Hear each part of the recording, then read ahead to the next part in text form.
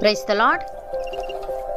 ఈరోజు దేవుని వాగ్దానము, నీ విమోచకుడును ఇజ్రాయేలు పరిశుద్ధ దేవుడునైన యెహోవా ఇలాగు సెలవిచ్చుచున్నాడు. నీకు ప్రయోజనము కలుగునట్లు నీ దేవుడనైన యెహోవానగు నేనే నీకు ఉపదేశము చేయుదును. నీవు నడవవలసిన త్రోవను నిన్ను నడిపించుదును. యెషయా గ్రంథము 48వ అధ్యాయము 17వ వచనము. సహోదరి సహోదరులారా, మన దేవుడు పరిశుద్ధుడు, అతి పరిశుద్ధుడు, మన విమోచకుడు. అలాగే ఈ ప్రపంచంలో అందరికంటే గొప్ప ఉపదేశకుడు. ఇలాంటి గొప్ప ఉపదేశకుడు మనందరితో ఈరోజు ఈ మాట సెలవిస్తున్నాడు. అదేంటంటే, నీకు ప్రయోజనము కలుగునట్లు నీ దేవుడనైన యెహోవానగు నేనే నీకు ఉపదేశము చేయుదును. నీవు నడవవలసిన త్రోవను నిన్ను నడిపించుదును అని. ప్రియులారా, దేవుడే మన ఉపదేశకుడైతే మనల్ని ఎలా నడిపించాలో, ఏ మార్గంలో నడిపించాలో ఆయనకు బాగా తెలుసు గనుక మనం తప్పిపోవడం అసాధ్యం. కాబట్టి మనం ఆయన ఉపదేశం కోసం, ఆయన నడిపింపు కోసం ప్రతిరోజు ఆయన ఎదుట కనిపెట్టుకోవడం నేర్చుకోవాలి.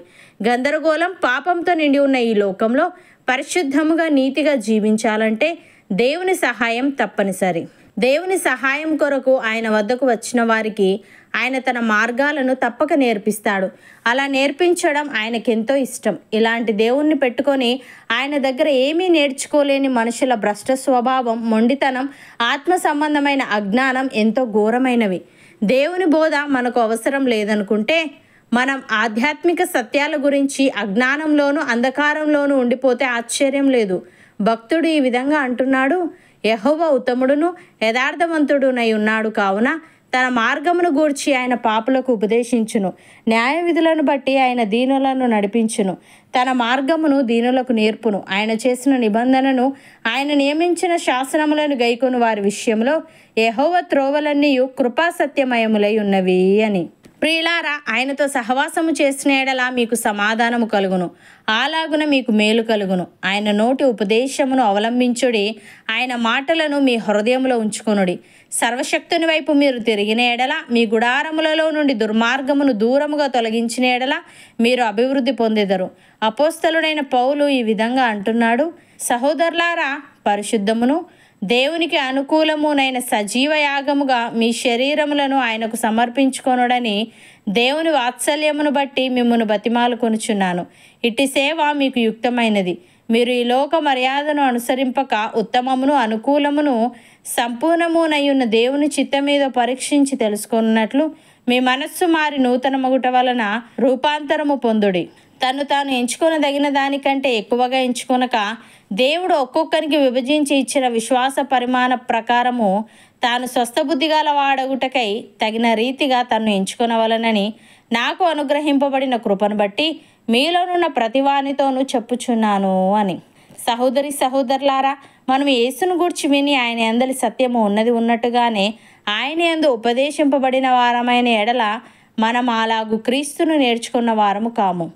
కావున మునుపటి ప్రవర్తన విషయంలోనైతే మోసకరమైన దురాశ వలన చెడిపోవు మన ప్రాచీన స్వభావమును వదులుకొని మన చిత్తవృత్తి యందు నూతనపరచబడిన వారమై, నీతియు యథార్థమైన భక్తియు గలవారమై దేవుని పోలికగా సృష్టింపబడిన నవీన స్వభావమును ధరించుకొనవలెను.